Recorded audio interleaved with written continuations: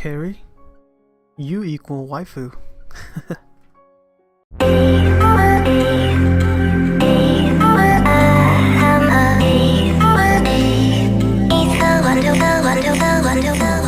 What's up, guys, and welcome back to some more Sounds of Her Love. When will this end? That is my question. But anyways, let's continue. Saying that both of us are almost running as we pace towards the school's exit.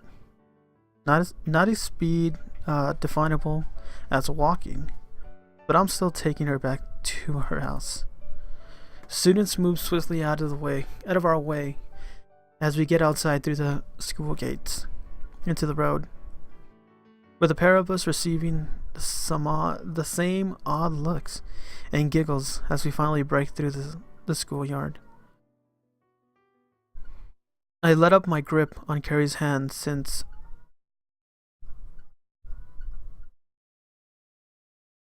I don't know if you guys can hear that, but my cat's outside my door. Well, I don't know if he's outside my door, but he's over there meowing up a storm. He doesn't want anything. He just likes to be annoying.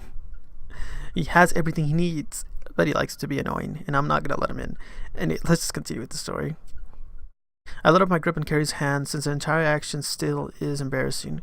More so the fact that running out of the school had caused us both to sweat lightly. I can trust Carrie not to run off now, so we both slow down into a brisk walk as I take her on the journey back to her house. So, did you manage to catch up with your work? What are you talking about? Oh, that was...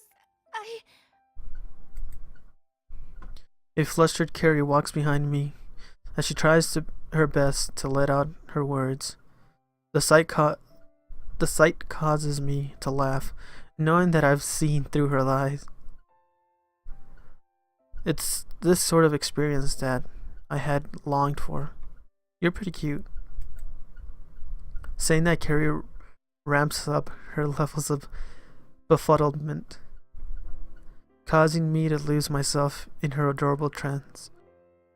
I only told her the truth. What? You really think so? Really? Her face is ablaze with emotion as she looks towards me with a hard blush, fiddling with her hair as it entwines around her fingers. Thank you. She meekly clasps her right arm as we continue walking down the road in a state close to silence. Neither of us deciding to continue conversation. The real fact is that Carrie still isn't feeling good inside. Trying to force her into a state of happiness would just make things worse. I'm fine with being able to come this far with her. Walking down a street lit up by the afternoon sun, this is something I've always wanted to do with Carrie. Being there for her, being with her, it brings my feelings for her into question. Nice. Our steps are in sync as the two of us walk side by side down the street, which is now quite familiar to me. Accompanying Carrie on the way home may have seemed like a brash thing to do. The idea itself established rather hastily. However, being here with her after spending yesterday in a state of worry gives me a sense of relief. The issues that caused this are still present, however. But showing Carrie that she doesn't have to go through it alone is enough of a reason for my actions. We find ourselves idling in front of Carrie's house, neither of us really wanting to start the traditional words of farewell. Carrie takes the lead, despite being rather reserved throughout the day. Thank you. I'm sorry about earlier. I just needed some time alone to think. It's been hard recently. It's alright, Carrie. Carrie is still bearing the weight of uncertainty as she faces the chance of having to leave everything and everyone she's known behind to move away. And from what her father had told me, the distance between her and what she cherishes would be quite extraordinary. Remember, Carrie, you have people who are there for you, even if it's the two people she's likely to leave behind. I know. You've been a great friend to me. Damn it, That's just why friends? It's hard. Shit. He hasn't been doing right. But Carrie's saying that the door to her house opens wide, despite neither of us reaching out for the handle. Standing before us is Carrie's father, sporting a smile, which I can only describe as uneasy. Both of us know the situation Carrie is in, and both of us are trying our hardest to deal with it. I thought I heard someone speaking outside. Come on in, Rx. You're more than welcome to stay for dinner. Mr. Irwood wastes no time trying to get me inside of his house. All I can assume is that he has something he wants to discuss with me. I can do more than guess what it is he wants to talk about. The startled response coming straight from her. Carrie's still somehow shocked at her father's invitation idles behind me as I step forward into her house. Are you coming inside, Carrie? Yes. It's strange that a man has to ask his own daughter if she's going to enter their own house. But it's not something I wouldn't expect happening with Carrie. Her actions are quite adorable. Dispelling that train of thought, I divert my attention back to reality, knowing that there's still a large uncertainty that hangs over us. As Mr. Irwood and I walk further through the hall, Carrie stands behind and speaks out to us. I need to put some things away upstairs. I'll come back down in a minute. Rushing off quickly up the stairs, Carrie leaves her father and I alone in the hallway. Well, the two of us can still go through to the dining room. You want a beer? I know you're below the Japanese drinking age, but the laws are different in my house.